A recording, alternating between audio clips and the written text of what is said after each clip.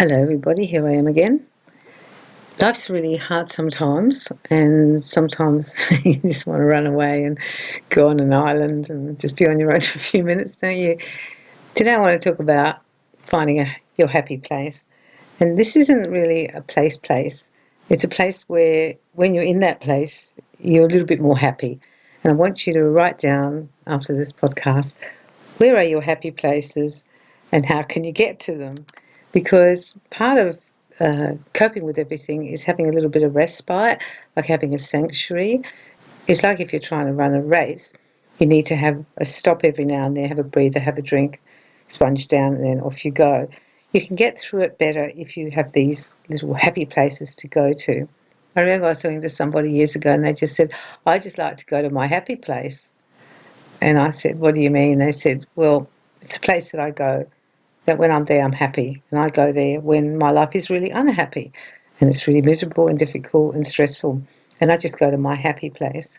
It's sort of like mindful happy place, I suppose, because when you're there, you tend to shut everything out.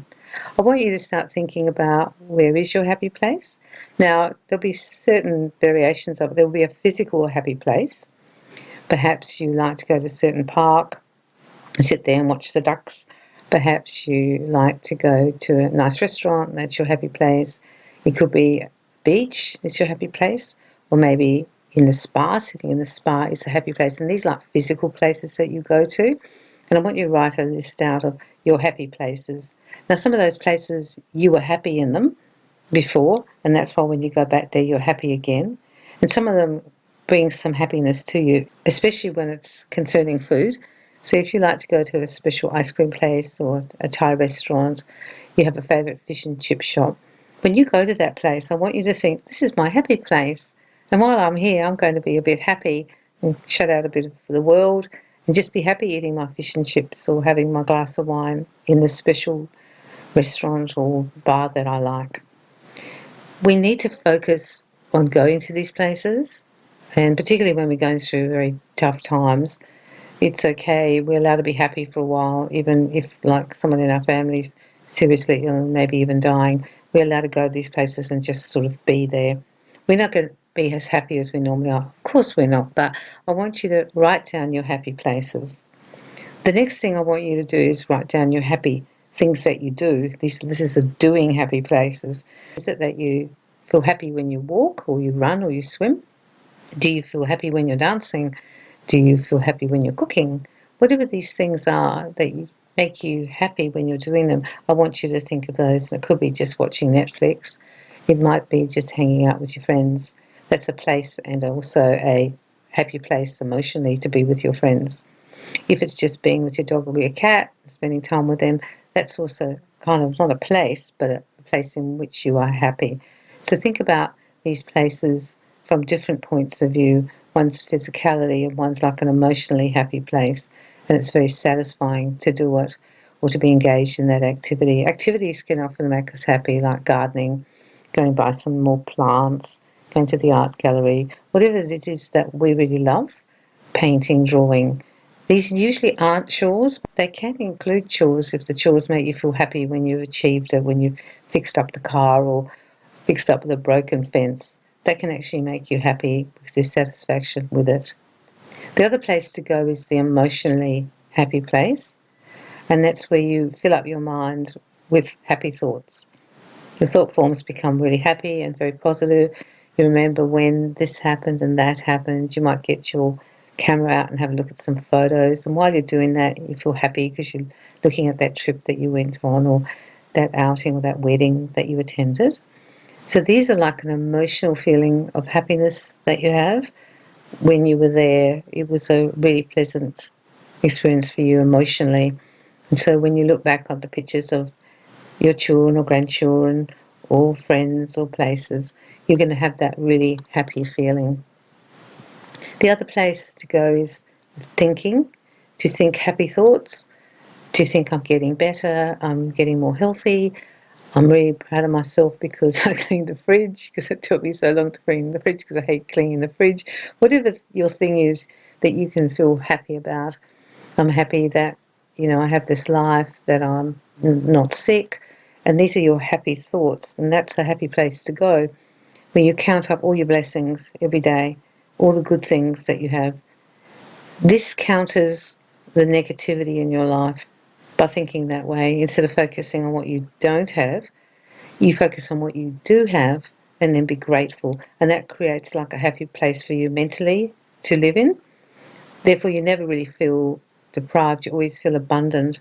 And part of feeling happy is to feel abundant that you are surrounded by people who love you. And I want you to count all the people that love you on your fingers, and you'll run out of fingers, I think, and then count how many wonderful things that you have in your life, that you're not starving, that you're not in a war zone, that you're in a safe place, that you have a shelter, that maybe you live in a lovely environment, and then create more happiness in those places. For example, you can add to it like making your environment more happy, like have all the things around you in your bedroom, in your house, in your garden that you love, and maybe get rid of some of the things that you don't love so much or that really don't touch you anymore. Even some paintings that you don't ever see anymore, just pop them away for a while and get out some new things. Another thing that will make you happy is retail therapy. I don't know if I'm supposed to say this on the podcast, but if you are wanting to create some happiness in your life, go and spoil yourself. Go and buy yourself that perfume. Go and get that special thing on eBay that you really want. Go and get that special tool for your shed that you wanted. Maybe get the car that you've always wanted. Get those sneakers that you've always wanted. That will actually make you happy. And if you're a person who has a lasting happiness attitude, you will be happy every time you use that tool or you wear those sneakers or you wear that perfume. Retail therapy has huge possibility for making us happy, particularly if we buy within our means. If we buy a little bit too expensive, it can cause stress, but if we buy within our means. And the other place that's a happy place is to give to other people. I love giving stuff to other people. If you're that kind of person, do that. Send someone a card, take some flowers to their house, bake them a cake, send them a surprise on eBay that will come to their doorstep or Amazon. Do things and give things to make other people happy, because that in turn makes you happy. And there's a certain, I love the planning and then getting it and then surprising them. I really love that part, and that's a happy place for me to give to other people. I really love doing that. There are many ways that we can find and create, and actually I think really acknowledge and start to see all our happy places, and then start to live in those places more and more.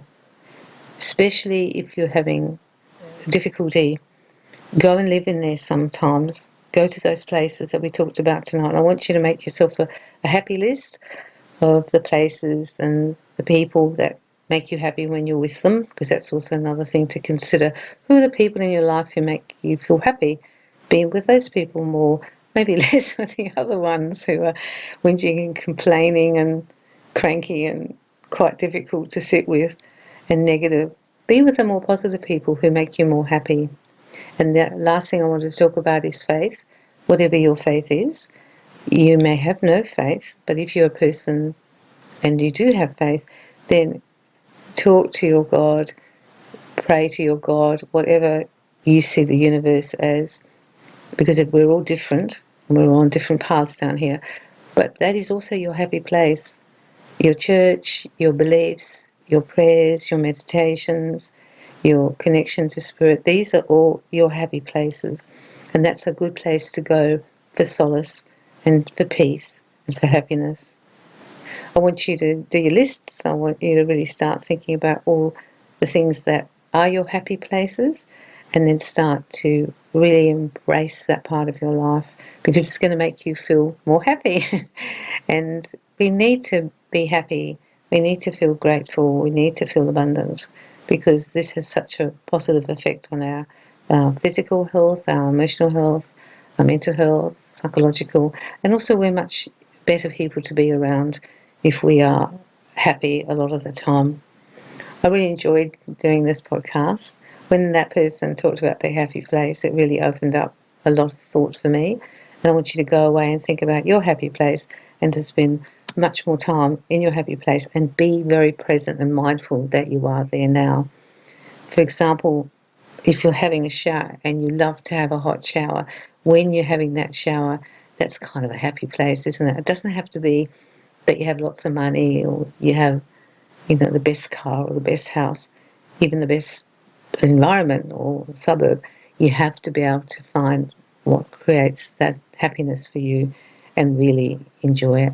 So I hope you have a very happy week in your happy places.